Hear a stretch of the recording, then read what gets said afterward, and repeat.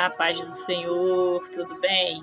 Estou aqui trazendo a segunda parte da história de Jonatas. Vamos lá?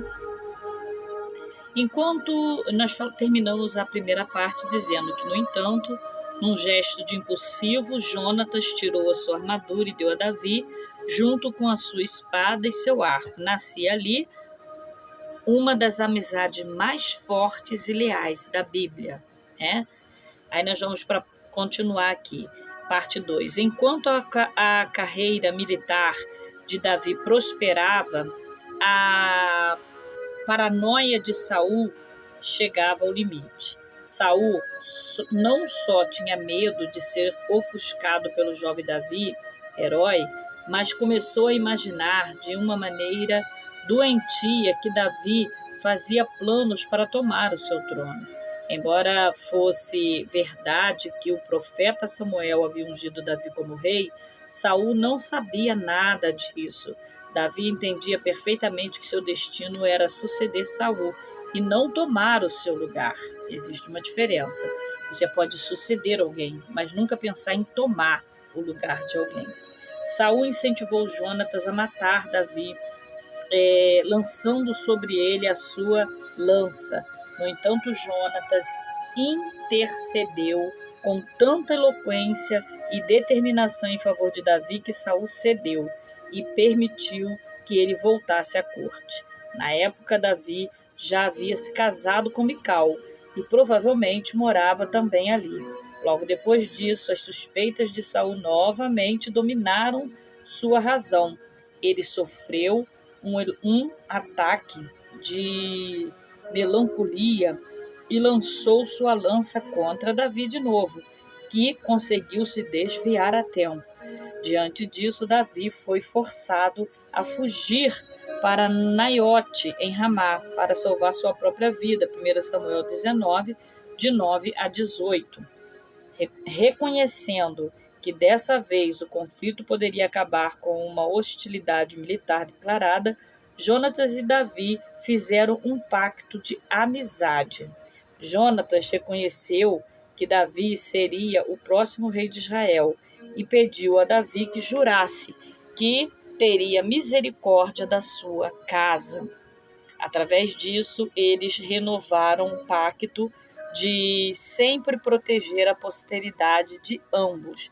Está lá em 1 Samuel, capítulo 20, versículo 12, capítulo 17, versículo 42, 1 Samuel 23, de 16 a 18 e 2 Samuel 9, 1. Quando Saul tomou conhecimento dessa aliança que havia entre Jonatas e Davi, quase matou seu próprio filho. Jonatas, ao lançar contra ele uma lança. 1 Samuel 20, de 32 a 33. Jonatas tentava reverter os maus intentos do seu pai contra Davi, mas mesmo assim Davi tinha de permanecer exilado, pois Saul queria matá-lo a todo custo. E a partir daquele momento, Davi e Jonatas só se encontraram quando as circunstâncias permitiam. Jonatas era o oposto de Saul. Jonatas sempre foi um homem generoso, justo, completamente destituído de inveja, em contraste com o espírito traiçoeiro de Saul. Jonatas era leal. A última vez que Jonatas e Davi se encontraram foi em Horesa, no deserto de Zif. Saul e seus homens estavam à procura de Davi para matá-lo, e Jonatas saiu às escondidas do acampamento e encontrou Davi no deserto, e ele o incentivou, dizendo: Meu pai não porá as mãos em você. Você será rei de Israel, e lhe serei o segundo no comando. Até meu pai sabe disso. 1 Samuel 23, 17. No entanto, isso não acabou acontecendo.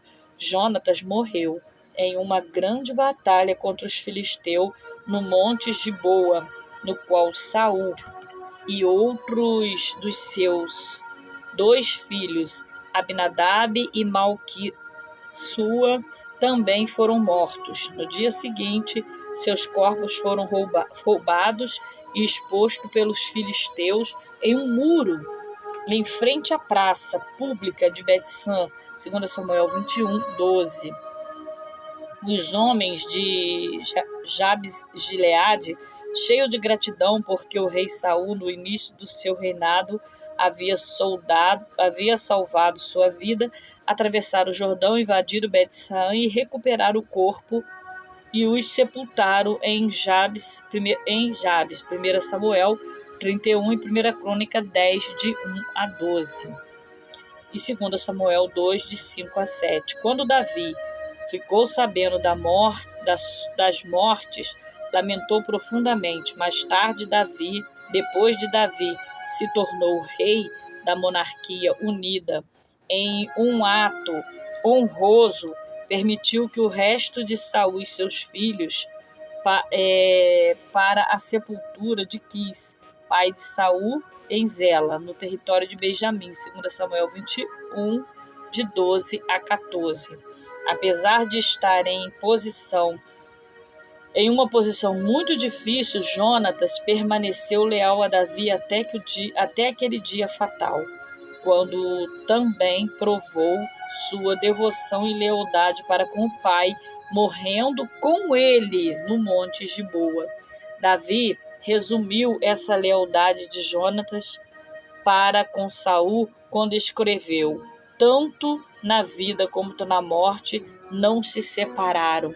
Lá em 2 Samuel, capítulo 1, versículo 23.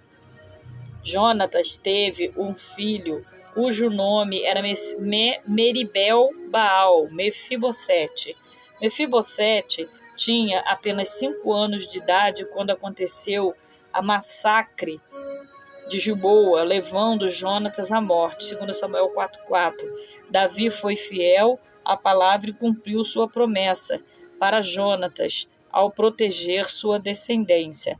Era costume naquela época matar qualquer membro da antiga família real que pudesse reivindicar o trono. Contudo, Davi chamou Mefibosete, filho aleijado de Jonatas, na idade de 12 anos, da corte real.